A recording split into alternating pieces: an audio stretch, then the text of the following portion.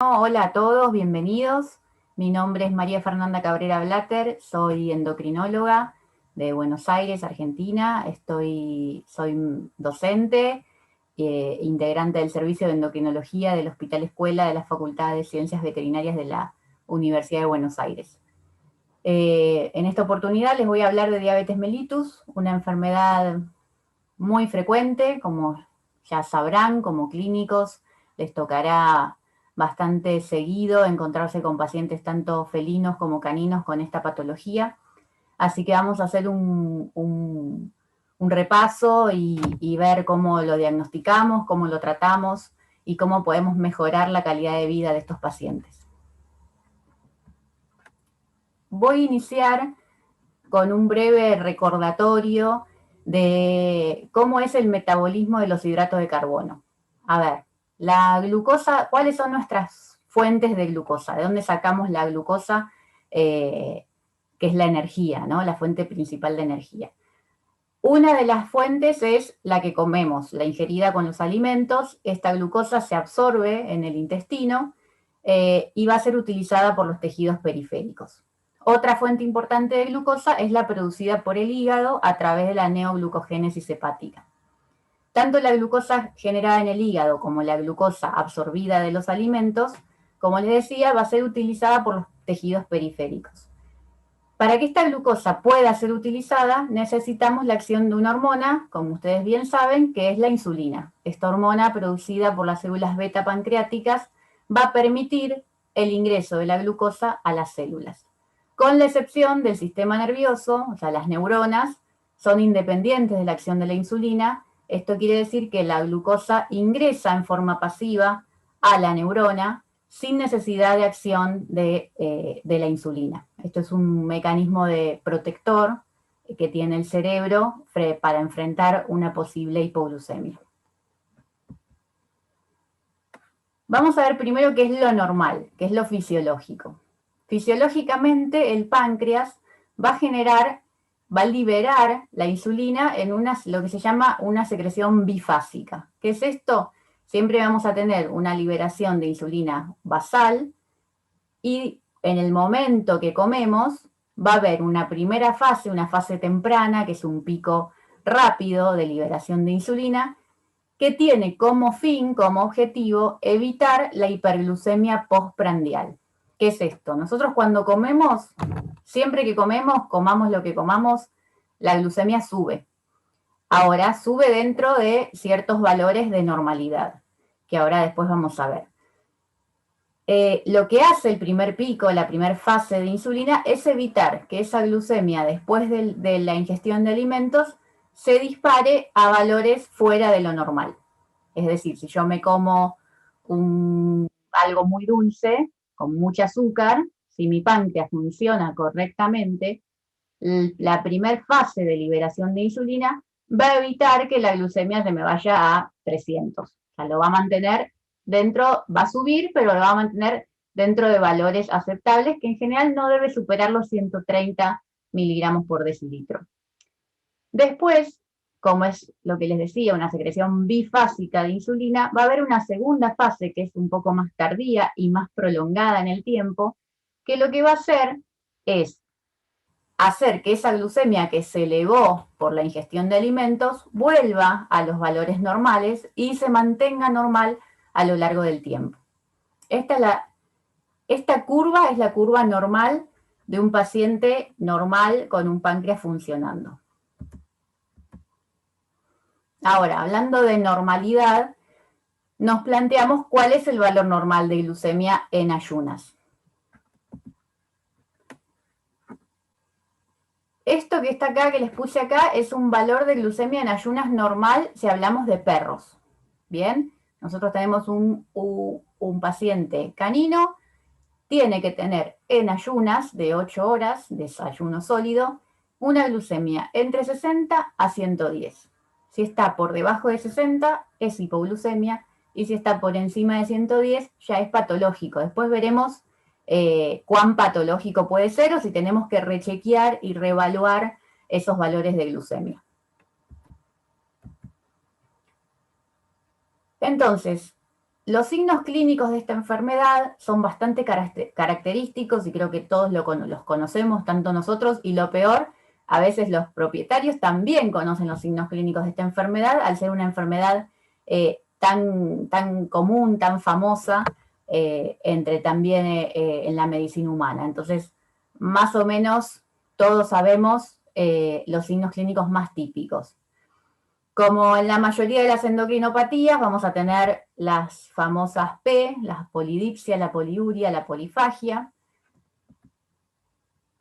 Vamos a tener o podemos tener obesidad o sobrepeso cuando la diabetes es subclínica, cuando hay una fase previa que se llama de insulinoresistencia, ahí podemos tener un paciente con sobrepeso u obesidad. Cuando la diabetes se vuelve clínica, el animal empieza a perder peso y ahí se nos incorpora la famosa cuarta P de la pérdida de peso. Entonces, polidipsia, poliuria, polifagia, pérdida de peso, son los, si yo tengo que seleccionar signos clínicos característicos o los signos clínicos principales de la enfermedad, serían estos: polidipsia, poliuria, polifagia y pérdida de peso. Después puede haber algún otro signo que se sume, como por ejemplo la presencia de cataratas bilaterales en los perros. Los gatos no hacen catarata diabética, pero las cataratas en los perros son muy características y suelen formarse rápidamente al inicio de la enfermedad o con poco tiempo de hiperglucemia ya la catarata empieza a aparecer. Otra cosa que puede suceder es la presencia de abortos, en el caso de una diabetes gestacional, o que nazcan bebés, los fetos gigantes, también por la diabetes gestacional. Otros signos menos importantes son alteraciones en el pelaje, seborrea, pero bueno, no es lo más característico. Después, como más adelante vamos a hablar de otras cosas que pueden venir asociadas a la diabetes, que se llaman más como colaterales de la enfermedad. Bien, ahora, esta enfermedad, la diabetes mellitus, la podemos clasificar en dos grandes tipos de diabetes. Después hay distintos autores que hablan de tres tipos de diabetes, pero bueno, vamos a hablar de estas dos que son las más características, que son la diabetes tipo 1 y la diabetes tipo 2. La diabetes tipo 1, en este tipo de diabetes suele haber un déficit absoluto de insulina y es la conocida como diabetes mellitus insulino dependiente. O sea que sí o sí necesitamos tratar al paciente con insulina porque no hay producción de insulina o hay muy poca producción de insulina por el propio páncreas. Y después tenemos a la diabetes mellitus tipo 2, en el cual hay un déficit relativo de insulina y también se puede conocer como diabetes insulino requiriente, porque en muchos casos vamos a necesitar también el tratamiento con insulina en este tipo de pacientes. Entonces, de la diabetes tipo 1 vamos a hablar poco porque en general suele presentarse en pacientes jóvenes. Es una enfermedad, la diabetes tipo 1 clásica, es una enfermedad autoinmune que destruye las células beta y entonces estos islotes pancreáticos son incapaces de producir insulina. Esta es la diabetes típica, si hacemos la comparación con medicina humana, es la diabetes típica de los niños y los adolescentes. Son esos pacientes que son flacos, que pierden mucho peso y que no tienen nada de insulina, entonces sí o sí inician el tratamiento con insulina. Es característica de pacientes jóvenes. Ahora, hay un tipo de diabetes tipo 1 que está descrita en medicina humana y también se encontró en medicina veterinaria, que se llama LADA. Esta sigla LADA viene de la diabetes autoinmune latente del adulto. ¿Qué es esto? Empezaron a ver que había pacientes adultos que desarrollaban la diabetes, pero que no eran gordos, como los diabéticos tipo 2, que primero tienen una fase de sobrepeso, obesidad, insulinoresistencia, que ahora vamos a ver, y después terminan en una diabetes clínica. Empezaron a ver esto, pacientes adultos, flacos, o normopeso con diabetes y midieron anticuerpos y encontraron anticuerpos, tanto anticélula beta como antiinsulina, o sea, antiislote y antiinsulina. Entonces describieron este tipo de diabetes que se va a presentar en forma más lenta, o sea que la destrucción de la célula beta por parte del sistema inmune es un poco más gradual, no tan aguda como en la diabetes tipo 1 típica. Entonces es de progresión más lenta y se da en adultos. Les hablo de este tipo de diabetes porque es lo que se dice que tienen los perros. Se habla de que los pacientes caninos, los perros, tendrían este tipo de diabetes, la tipo 1, pero helada. Bien, o sea, una diabetes de tipo 1 de progresión lenta, con anticuerpos y destrucción de la célula beta. Ahora bien, vamos a hablar de este otro tipo de diabetes, que es la diabetes tipo 2, que la fisiopatología es un poquito más compleja y para mi gusto mucho más interesante. Ahora sí, este tipo de diabetes es la más frecuente, sin duda, acá no hay ninguna duda, que es la más frecuente en gatos adultos. Y es una enfermedad crónica, o sea, al principio va a ser asintomática por mucho tiempo, puede ser por meses, por años, asintomática, y con el tiempo se va a volver clínica.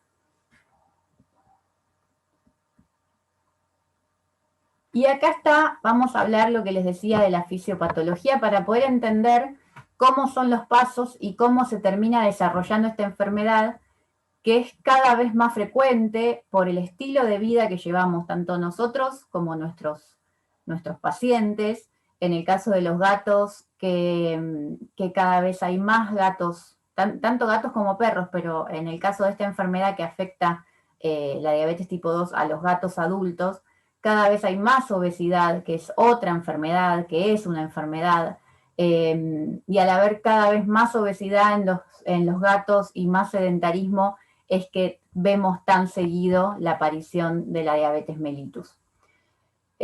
Lo primero que va a suceder en esta patología es que se va a presentar un cuadro que se conoce como de insulino resistencia periférica, que lo habrán escuchado miles de veces y ahora vamos a ver si entendemos de qué se trata la insulino resistencia. Después, con que vamos a ir viendo ahora el paso a paso, vamos a llegar a un estado de insulino deficiencia, pero esto va a llevar bastante tiempo, o sea, iniciamos con una insulino resistencia y terminamos con una insulino deficiencia. Ahora bien, ¿qué es la famosa, lo que tanto escuchamos hablar de insulino resistente, este animal tiene insulino resistencia? Bueno, esto quiere decir que el animal tiene producción de insulina, o sea, su páncreas funciona correctamente, produce insulina, pero esa insulina, para entenderlo, a esa insulina le cuesta más trabajo ejercer su acción. ¿Cuál es su acción? Permitir la entrada de glucosa a las diferentes células. Entonces, cuando a esa insulina yo como, al comer, esa glucosa que ingiero, como dijimos al principio, va a ir a los distintos tejidos. Primero va a pasar por el páncreas sensa ese nivel de glucosa para liberar la cantidad de insulina necesaria para mantener la normoglucemia. Entonces yo como, esa glucosa va a la célula beta libera insulina, y esa insulina le cuesta ejercer su acción, le cuesta que la glucosa ingrese a la célula. Entonces, como no puede manejar y mantener la normoglucemia, lo que va a hacer el páncreas es liberar más insulina. O sea, vamos a tener un hiperinsulinismo con el fin de mantener la normoglucemia. Y este mecanismo va a generar y va a ser efectivo por un tiempo, que es variable dependiendo de cada paciente, y va a mantener la normoglucemia. Ahora, este hiperinsulinismo puede generar otros efectos colaterales, no es que es gratuito estar produciendo mucha insulina continuamente, Pero bueno, va a haber pacientes que mantengan este estado de insulinoresistencia por meses, por años, y nunca terminen diabéticos, como un gran porcentaje que tenga la predisposición genética para terminar diabético, este estado de insulinoresistencia va a llevarlo a la diabetes. Por ejemplo, se sabe que la obesidad es un factor importante de insulinoresistencia, pero ustedes bien sabrán que hay mucha gente o muchos animales que son obesos y nunca son diabéticos, nunca terminan siendo diabéticos. Esto no quiere decir que no tengan insulinoresistencia y que no tengan una alta predisposición a terminar diabéticos. Hay que tener en claro que, como les dije antes, la obesidad es una enfermedad y esto puede llevar a la presencia de otras patologías asociadas como la diabetes, la hipertensión, las dislipemias, hipertrigliceridemia. Entonces es importante cortar este círculo vicioso que nos va a llevar a la presencia de otras patologías asociadas a la obesidad. Bien, ahora vamos a ver cuáles serían las fases si nosotros pudiéramos dividir según el valor de glucemia del paciente en distintos estadios de la progresión de esta enfermedad. Hay una primera fase que podemos clasificarla como una fase de intolerancia a la glucosa, en la cual vamos a tener hiperglucemias postprandiales. ¿Qué es esto? El animal come y ese primer pico, esa primera fase de liberación de insulina que hablábamos antes, que lo que tenía como objetivo evitar la hiperglucemia postprandial, falla. Entonces, al fallar ese primer pico de liberación de insulina, después de comer, la glucemia se va muy arriba. Se va muy arriba y después baja, porque dijimos que íbamos a producir un exceso de insulina para lograr mantener la normoglucemia. Esta primera etapa es bastante difícil de diagnosticar, ya que nosotros vamos a, siempre que hacemos un control de sangre, pedimos a nuestros pacientes, a los tenedores responsables de nuestros pacientes, que traigan al paciente en ayunas. Entonces, es medio difícil que encontremos esta primera fase que hay glucosa en ayuno normal, pero una hiperglucemia postprandial. ¿Cuándo vamos a poder encontrar esto o buscar esto? Porque tampoco vamos a medirle a todos los pacientes en el postprandial. Si tenemos un paciente que está dentro de la población de riesgo, no sé, es obeso o tiene alguna otra enfermedad endocrina, y por ahí sus glucemias en ayunas están en el límite superior. Ahí podemos sospechar y podemos investigar qué está pasando en el postprandial. Después pasamos a una fase que se llama fase de intolerancia a la glucemia en ayuno, que ya vamos a tener una glucemia en ayunas alterada, o sea, mayor a 110 y hasta 125. Ahí ya es para abrir los ojos. Muchas veces pasa que estos valores de glucemia como que se dejan pasar, nadie les da importancia. Bueno, es hasta 110, le dio 115, bueno, está bien. Y pasa y no hay que dejarlo pasar porque si nosotros intervenimos en este punto, podemos prevenir la progresión de la enfermedad y no llegar a un paciente que requiere insulina. Bien, la enfermedad avanza y vamos a considerar diabético a un paciente con glucemias mayores a 126 miligramos decilitro en ayunas, pero acá tenemos una división. En el caso del perro, de los perros, vamos a tener una diabetes subclínica o asintomática cuando esté por debajo de 170, 180 y una diabetes clínica cuando supere estos 170. ¿Por qué esta subdivisión? Porque empiezan los signos clínicos cuando el valor de glucemia supera el umbral renal de reabsorción de glucosa. ¿Qué es esto? Cuando la glucemia, o sea, la glucosa en sangre, esté en el perro por encima de 170 o 180, que es el umbral de reabsorción renal de glucosa, la glucosa se va a empezar a filtrarse y va a empezar a aparecer en orina. No es normal que la glucosa aparezca en orina, que haya glucosuria, no es normal.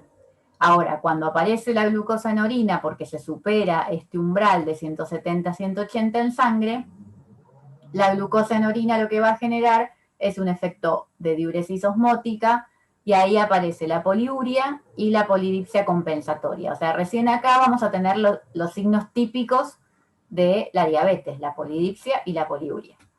Ahora, ¿qué pasa con el gato? El gato es un poquito más complicado porque primero que hay valores de glucemia que pueden verse afectados por el estrés y que pueden subir en el gato por estrés.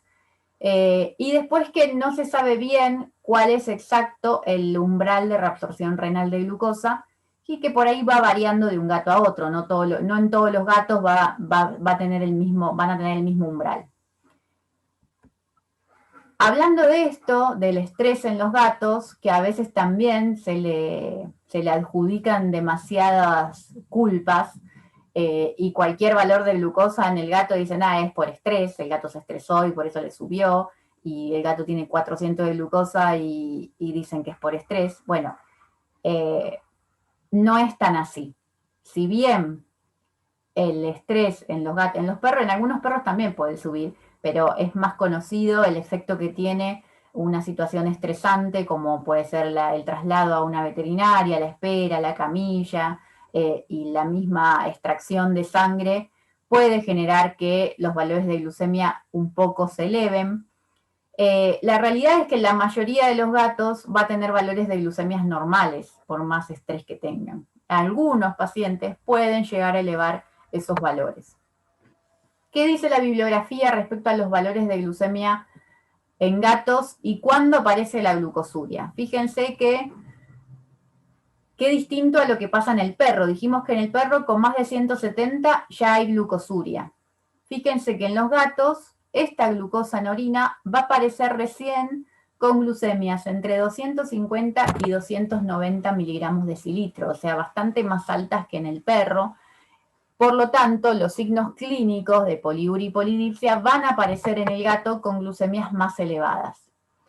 Se considera que un gato tiene un estado de prediabetes o diabetes subclínica con valores de glucemia en ayunas entre 113 y 117. Fíjense que no son valores tan altos y ya se considera una prediabetes. Y se considera diagnóstico con glucemias entre 180 y 280. ¿Qué es esto? ¿Por qué es tan amplio? Bueno, por lo que les decía, de que el estrés puede llegar a afectar algunos valores de glucemia. Pero si nosotros tenemos un gato que tiene más de 200 de glucemia y tiene signología clínica, no tienen que quedar muchas dudas de que hay una diabetes, porque la clínica es importantísima. Si nosotros nos llega un gato que, no sé, que el único signo clínico que tiene es que le llora un ojo y no le pasa ninguna otra cosa, toma agua normal, orina normal, apetito normal, no está perdiendo peso, no es obeso, y le medimos la glucemia y nos dan estos valores dudosos, bueno, ahí vamos a tener que buscar otras herramientas para descartar o confirmar la diabetes.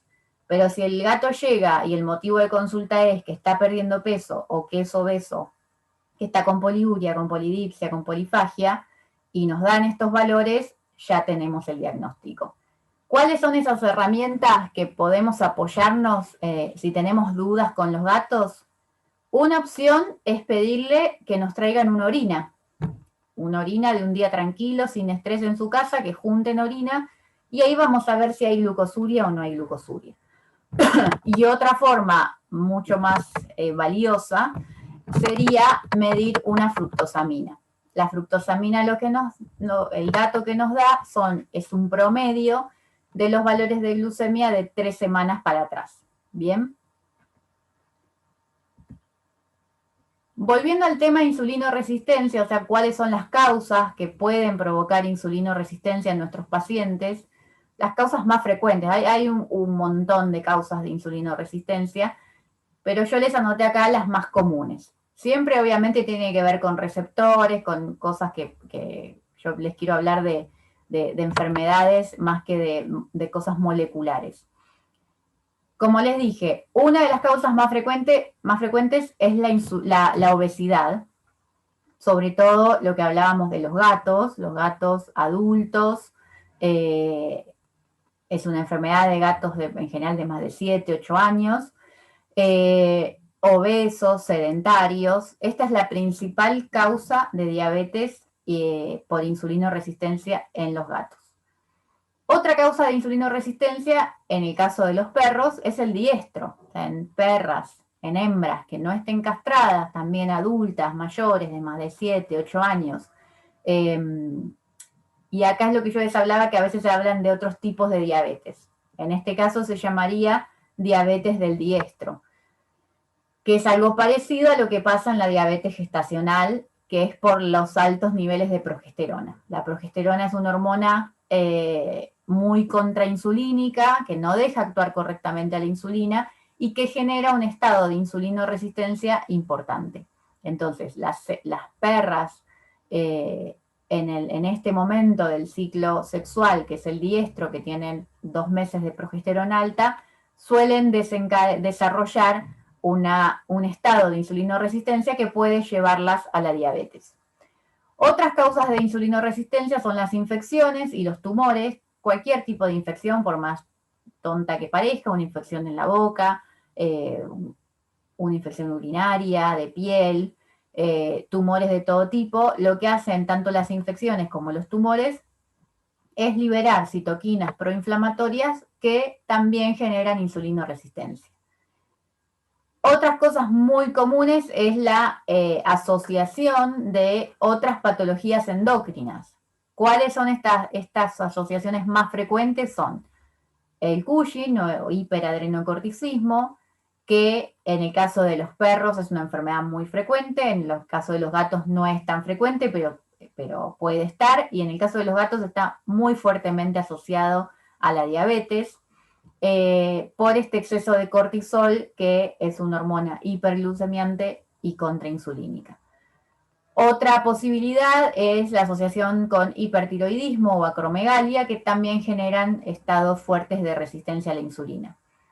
En el caso de los gatos, las enfermedades virales, tanto el virus de la inmunodeficiencia felina como el virus de la leucemia felina, también generan un cuadro de insulinoresistencia que puede estar asociado a la diabetes y muchas veces a falta de respuesta al tratamiento. Y tanto en perros como en gatos, las terapias con corticoides o progestágenos que también generan resistencia a la insulina. Por eso es muy importante realizar una buena anamnesis, bueno, preguntar si recibió tratamientos, cuándo tuvo el celo, hacer un buen examen clínico general para encontrar si hay alguna infección, si hay algún tumor, basarnos en métodos complementarios buscando qué más hay además de la diabetes. Bien, entonces, ¿qué es lo que va a pasar? Habíamos visto lo que era lo fisiológico, ¿no? Cómo era la secreción bifásica de insulina. Acá vemos en azul lo que vimos al principio, la primera fase temprana de corta duración y la segunda fase más tardía. Lo primero que va a suceder es que se va a alterar el primer pico, la primera fase de insulina, lo que yo les hablaba de que al fallar esta secreción de insulina vamos a tener una hiperglucemia postprandial. Y después la segunda fase va a ser como exagerada, vamos a tener mucha insulina, mucha liberación de insulina con el fin de bajar esa glucemia que se nos disparó. Y esto es lo que hablábamos del hiperinsulinismo. Este mecanismo es lo que logra mantener la normoglucemia por un tiempo. Entonces, repasando, se afecta el primer pico de secreción de insulina, lo que va a provocar la hiperglucemia postprandial y mayores periodos de tiempo con niveles de glucemia elevados. O sea, no es lo mismo que yo coma y la glucemia se me vaya a 130 a que coma y la glucemia se vaya a 300. O sea, obviamente me va a costar más bajarla de esos niveles. Estos picos de glucosa, por más que suban y después vuelvan a bajar, estos pequeños picos de hiperglucemia van a generar lo que se conoce como efecto glucotóxico sobre la célula beta.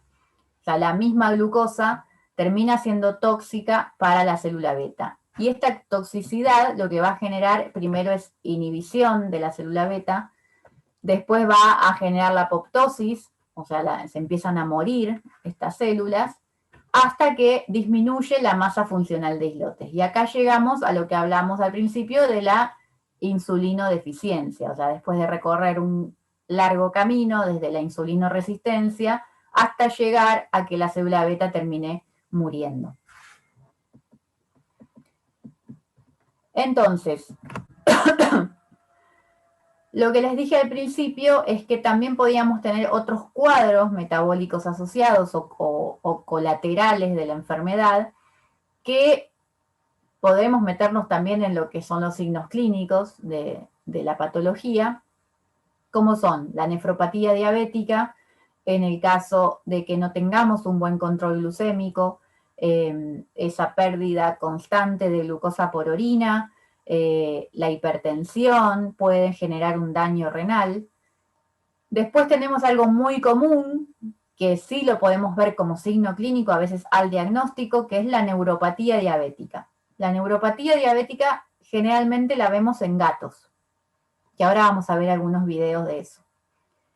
Podemos tener cardiopatías o vasculopatías por la hipertensión arterial que genera la enfermedad, la cetoacidosis diabética como cuadro de descompensación diabética o la emergencia de la diabetes, y también están descritos el retraso cicatrizal, la gastritis y la enterocolitis.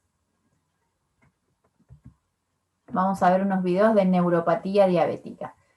¿Qué hace la neuropatía diabética? Es un daño en distintos puntos del sistema nervioso periférico, sobre todo en la vaina de mielina. Y lo que va a generar en general al principio es un caminar plantígrado. ¿Qué es esto? Sobre todo suele afectar los miembros posteriores primero, y lo que hace es que caminan los gatos apoyando, como ven acá en el video, todo el pie hasta el talón. O sea, en vez de apoyar solo la puntita de los dedos, empiezan a apoyar todo el pie hasta el talón. En general empieza, como les decía, afectando los miembros posteriores, pero esta neuropatía puede llegar también a afectar los miembros anteriores, generando lo que se conoce como palmigradismo, como van a ver en este paciente, fíjense, obeso, y no solo afecta a los miembros posteriores, sino también los anteriores. Ahora lo vamos a volver a ver.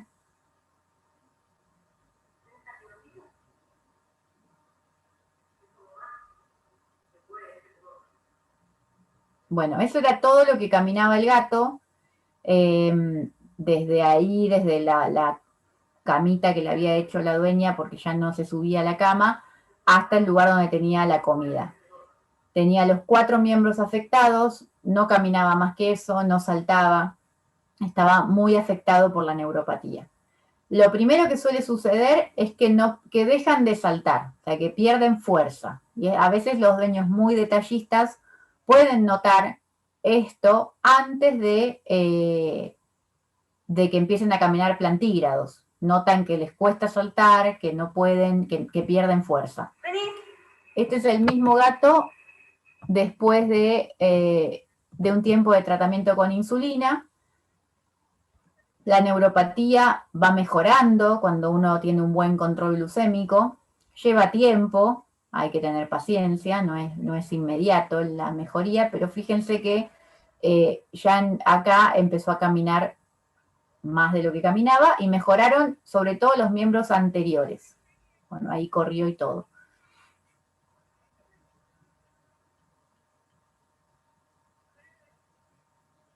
Este gato le habían indicado la eutanasia, porque le decían que no tenía solución, y la verdad tuvo una mejoría increíble, y de hecho remitió la diabetes, estuvo un tiempo con insulina y después ya no necesitó, y es el día de hoy que no necesita insulina.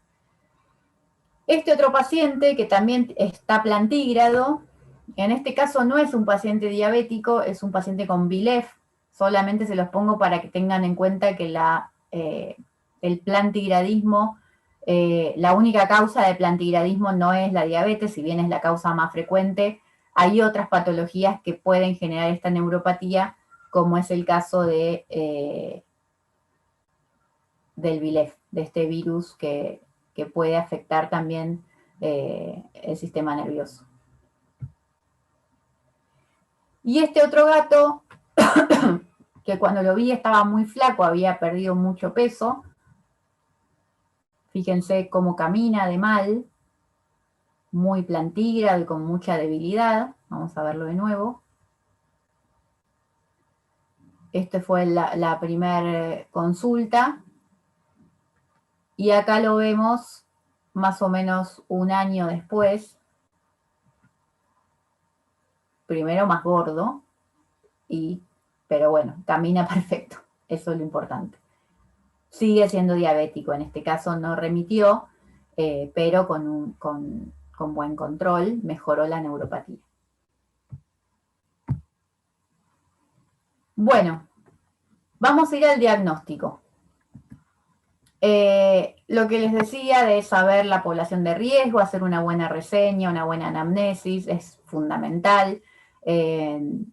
No solo saber cuánto toma de agua, sino saber antecedentes de obesidad, si está encastrado, no está castrada, no está castrada, cuándo fue el último celo, tratamientos con corticoides, con progestágenos, algún otro signo clínico que podamos encontrar. Siempre digo que diagnosticar una diabetes clínica es muy fácil. O sea, si tenemos un paciente con una diabetes clínica, con todos los signos, poliuria, polidipsia, polifagia, pérdida de peso, con glucemias en 500, es muy fácil. Solamente necesito una gotita de sangre y medir la glucemia. Ahí no hay ninguna ciencia. Lo interesante sería tratar de diagnosticar fases previas de la enfermedad para intentar frenarla y que el animal no llegue a requerir insulina. Busquemos cómo encontrar pacientes con insulinoresistencia. Una opción es mirar el lipidograma, o sea, el colesterol, el HDL, el LDL y los triglicéridos. El lipidograma generalmente característico de un paciente con insulinoresistencia va a ser que podemos tener un colesterol total normal con triglicéridos altos. O sea, lo primero que aumenta en estados de insulinoresistencia son los triglicéridos. Puede haber después alteración del colesterol también o de la relación HDL-LDL. Con la glucemia y la insulinemia podemos hacer algunas pruebas, como la prueba de tolerancia a la glucosa, que es hacer como una curva de glucemia, midiendo glucemia e insulinemia después de una sobrecarga de glucosa, obviamente en pacientes con glucosa en ayunas normal. Si nosotros tenemos una glucemia en ayunas alterada, ya no necesitamos nada más, ahí ya tenemos el diagnóstico. Acá estamos hablando de glucemias en ayunas normales, pero con sospecha clínica por población de riesgo que querremos investigar para hacer un diagnóstico precoz. Otra posibilidad es medir, en el caso de los perros, la hemoglobina glicosilada, que nos informa un promedio de 4 meses hacia atrás de los niveles de glucosa, y como les dije antes, la fructosamina, que son 3 semanas para atrás. Después hay una cuenta que es el índice OMA, el índice homeostático de la glucosa, que se hace con los valores de insulinemia y de glucemia. Es una cuenta sencilla, es insulinemia por glucemia dividido 405. Este valor debería dar por debajo de 2,5, si da por encima se puede considerar que es un animal insulino resistente. Bien, después, ¿cómo hacemos los controles? Una vez que el animal es diabético ya declarado, que empezamos un tratamiento con insulina, lo ideal es que los dueños puedan hacer los controles de glucemia en su casa. Primero, para poder medirles en distintos horarios, y segundo, para evitar la situación de estrés y las alteraciones que vimos por estrés en la glucemia. Lo más fácil en el caso de los gatos es la punción de la oreja, y en el caso de los perros también se puede en la oreja o en la boca, en la mucosa bucal, en el caso que sean buenos, ¿no? Si el animal es agresivo, claramente en la boca no nos vamos a meter. Y estas mediciones de glucemia pueden, no solo nos ayudan a nosotros a conocer al paciente, sino que también a veces el dueño tiene que ser capaz de tomar decisiones respecto a su tratamiento, obviamente consultándolo con nosotros, según estos valores que mide. Bueno, es muy fácil, una pequeña incisión con una aguja en el pabellón auricular. Cuando la sangre empieza a salir, a veces hay que masajear un poco y apretar la orejita para que salga la gota suficiente para el medidor. Ahí lo medimos. Y en el caso de los perros buenos, con el disparador de lanceta, que es con lo que la gente se pincha el dedo, damos vuelta el labio y en la mucosa bucal hacemos el disparo. Ahí sale la gota. Y cuando acercamos el medidor, la tirita absorbe por capilaridad y nos da la medición. Bueno, tratamiento. Lo importante de la diabetes es tener en claro que cada paciente es diferente y que no hay una fórmula, lamentablemente, sería mucho más fácil, una fórmula mágica de cómo tratar a un diabético. Las dosis son orientativas, todo. Cada paciente es un mundo y cada paciente nos enseña cómo tratar a un diabético y vamos aprendiendo juntos a entender cómo reacciona a la insulina y cuál es su mejor esquema de tratamiento. Y además de que cada paciente es distinto, la enfermedad en sí es una enfermedad dinámica que va cambiando continuamente. O sea, lo que yo le doy como esquema terapéutico hoy, por ahí dentro de un mes ya no nos sirve y hay que modificarlo.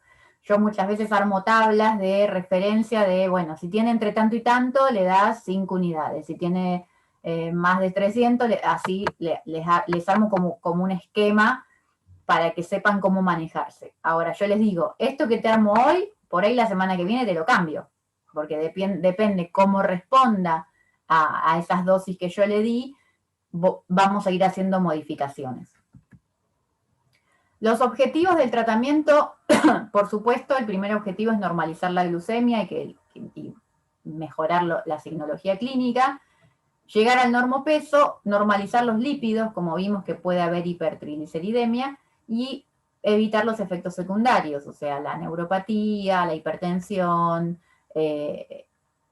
bueno, si se puede, la catarata, la cardiopatía. Fundamental en el tratamiento es la dieta para corregir o prevenir la obesidad o recuperar el peso perdido en el caso que hayan perdido peso, y utilizar alimentos que minimicen el incremento postprandial de glucosa. Acá no voy a profundizar mucho, hay muchos alimentos comerciales específicos para el tratamiento de la diabetes, y en el caso de que opten por una dieta casera, bueno, será trabajo de un nutricionista armar una dieta acorde con alimentos de bajo índice glucémico para evitar la hiperglucemia postprandial. Vamos a ver las insulinas. Hay distintos tipos de insulina. Vamos a repasar las opciones que tenemos. La insulina corriente neutra, antes, o la conocida como insulina rápida, antes teníamos de origen bovino y porcino. Esas acá, por lo menos en Argentina, no se fabrican más. O sea, la única opción que tenemos es la insulina corriente de origen humano, que viene en una concentración de 100 unidades por mililitro. Esta insulina rápida o regular también se conoce, se puede administrar por vía subcutánea, intramuscular o endovenosa. Endovenosa la vamos a utilizar o la podemos utilizar en el caso de la emergencia de la cetoacidosis diabética. El perfil de acción de esta insulina empieza a actuar aproximadamente a los 15 minutos, hace el pico a la hora y dura como máximo 8 horas. Después tenemos la otra insulina, la NPH, que también antes había bovina y porcina, ahora solo acá hay humana, de 100 unidades por mililitro. Es una insulina de acción intermedia, empieza a actuar recién a las 2 horas, después hace el pico, o sea, el efecto máximo entre las 4 y las 6 horas, y tiene una duración de 12 a 16 horas. Entonces, comparando estas dos insulinas, que son como las más viejas, la corriente neutra o regular con la NPH, La regular la vamos a usar cada 6 a 8 horas porque no dura más. La comida se la tenemos que administrar inmediatamente o a veces incluso antes de la insulina, darle de comer y después aplicar. Y es la insulina más potente de todas y es la que se usa para estabilizar, como les dije, en la cetoacidosis diabética, en el caso de insulinoresistencia fuerte por infecciones, por tumores, en perros con Cushing, por ejemplo, a veces hay que usar la corriente, o como dosis complementarias como para corregir. La NPH es una insulina de mantenimiento, o sea, una vez que el animal está con glucemias estables, una opción es administrar NPH como mantenimiento.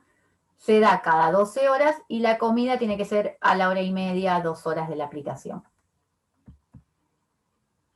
Y después tenemos lo más moderno, que son los análogos de insulina, que son los producidos por ingeniería genética, que modifican la molécula de insulina humana. Los análogos de insulina tenemos de 3 tipos, los de acción rápida o ultra rápida, los de acción lenta y los análogos bifásicos. Los análogos de acción rápida o ultra rápida son estos 3, la lispro, la aspartica y la glulicina. Tienen acción muy corta, de máximo 4 o 5 horas, así que no se usan demasiado en medicina veterinaria, a veces se pueden usar como para corregir.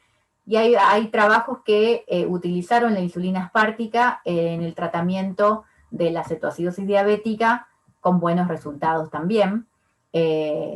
Pero bueno, sigue siendo de elección para cetoacidosis la insulina regular. Después tenemos los análogos de acción prolongada, la glargina y la detemir. Estos sí los utilizamos mucho, estos dos análogos. Lo que van a hacer es, no tienen un pico de acción, es decir, el riesgo de hipoglucemia es menor, y pueden llegar a durar hasta 24 horas, más o menos de 20 a 24 horas. Tenemos la insulina glargina de distintos laboratorios, vienen o en frasco ampolla o en aplicadores descartables. ¿Cuándo vamos a utilizar esta insulina? Es una insulina de mantenimiento, es decir, cuando las glucemias están estables y el paciente está estable, y la vamos a usar en la diabetes compensada, y es más efectiva en el caso de los gatos. O sea, en los gatos usamos mucho la insulina glargina. La insulina detemir, Levemir es el nombre comercial, viene únicamente en estos aplicadores. También vamos a usar como insulina de mantenimiento en diabetes compensada y es más efectiva en perros. Lo que sí, esta insulina es muy potente. Hay que usar dosis muy bajas de esta insulina, a veces de 0,1 unidad por kilo, porque es muy potente y podemos generar una hipoglucemia. Una consideración que tenemos que tener con el uso de los aplicadores es que una vez nosotros giramos la ruedita y ponemos la cantidad de unidades que le queremos dar, subcutánea, como cualquier subcutánea, levantamos, pinchamos, apretamos el botón hasta que vuelve a cero. Una vez que volvió a cero, tenemos que quedarnos con la aguja clavada y contar por lo menos hasta 10, porque la insulina se descarga bastante lento, entonces si sacamos rápido, se va a descargar afuera y no le vamos a dar la dosis correcta. Después tenemos los análogos bifásicos de insulina, son combinaciones de insulinas de acción rápida con insulinas de acción lenta. O sea que simulan esta secreción bifásica pancreática. De estos tenemos análogos de medicina humana de distintos laboratorios. En general la proporción, esto que dice 70-30, quiere decir que tiene un 70% de insulina lenta y un 30% de rápida. Y después tenemos la única insulina que es de veterinaria, que es la caninsulin, que viene también una mezcla, no es análogo, es una insulina de origen porcino, viene una mezcla 70-30, 70 de lenta, 30 de rápida. Esta funciona muy bien en los perros, la caninsulin. Les dejo este cuadro nada más para que le saquen foto, lo que quieran. Es un cuadro del libro de la doctora Pérez Alenza, que me pareció muy, muy práctico, con el tema del uso de las jeringas correctas. En el caso de usar la insulina caninsulin, que es de 40, que es la única que es de 40 unidades por mililitro, tengan cuidado con qué tipo de jeringa usan, hacer bien la conversión. Bueno, acá nos simplifica la vida. Si tenemos que usar la insulina de 40 unidades, pero no tenemos las jeringas correctas y tenemos que usar una jeringa de 100 o una jeringa de tuberculina, bueno, ¿cuál es la equivalencia? Bien. ¿Cuándo vamos a usar estas insulinas bifásicas? Tanto los análogos como caninsulin también son insulinas de mantenimiento para la diabetes compensada y puede ser útil en caso de insulinoresistencia no muy fuerte o diabetes juvenil, ya que tiene este 30% de insulina de acción rápida. Después hay una nueva insulina, el último análogo que salió, que es la insulina de Gludec, que no hay mucha experiencia en el caso en veterinaria. Es un análogo de acción ultralenta que dura 24 horas y con menor riesgo de hipoglucemia. Acá les dejo este gráfico con los distintos picos de las distintas insulinas, las ultra rápidas, la regular, la NPH y los análogos de acción prolongada. Y también esto que son dosis, recuerden, son dosis orientativas. Cada paciente es único, pueden requerir más que esto o mucho menos que esto cada paciente. Entonces son dosis orientativas de inicio con sus respectivos perfiles de acción, o sea, cuándo empiezan a actuar, cuál es el pico y cuál es la duración de cada insulina. Bien, acuérdense, por ejemplo, acá yo les puse la insulina NPH, dosis de 0,5 a 1 unidad kilo, bueno, esto es orientativo. Hay pacientes que van a andar bien con 0,2 unidades kilo y otro que van a necesitar 2 unidades por kilo. Entonces, todo esto es orientativo como para poder iniciar una terapia. Y para terminar, les dejo ejemplos de lo que sería una curva ideal de glucemia en nuestros pacientes. Nuestra curva ideal no debería superar los 230, 250 miligramos de decilitro como valores preinsulina, y lo ideal es que no baje por debajo de 100 y después se vuelve a elevar antes de la segunda dosis. O sea, siempre los valores más altos van a estar previos a las insulinas. Después, por ejemplo, una curva de un paciente con insulinoresistencia, obviamente se va a mantener siempre en valores altos. Si medimos más o menos cada 2-3 horas, vamos a mantener siempre valores altos. Y después podemos tener una curva de un paciente con un efecto Somogy, que es que le baja mucho, hace una hipoglucemia y un efecto de rebote. Así que ojo, siempre importante hacer las curvas de glucemia para ver en dónde estamos parados. Otra manera de hacer un control de la terapia, además de pedir curvas de glucemia, laboratorio general y basarnos en la clínica, que no haya ni poliuria, ni polidipsia, ni polifagia, ni pérdida de peso, podemos controlarlo. Además de los valores de glucemia, con la hemoglobina glicosilada, en el caso de los perros, y con la fructosamina, en el caso de los gatos. ¿Bien? Que dijimos que nos da promedio de 3 semanas anteriores. Muy bien, muchas gracias. Terminamos con diabetes mellitus.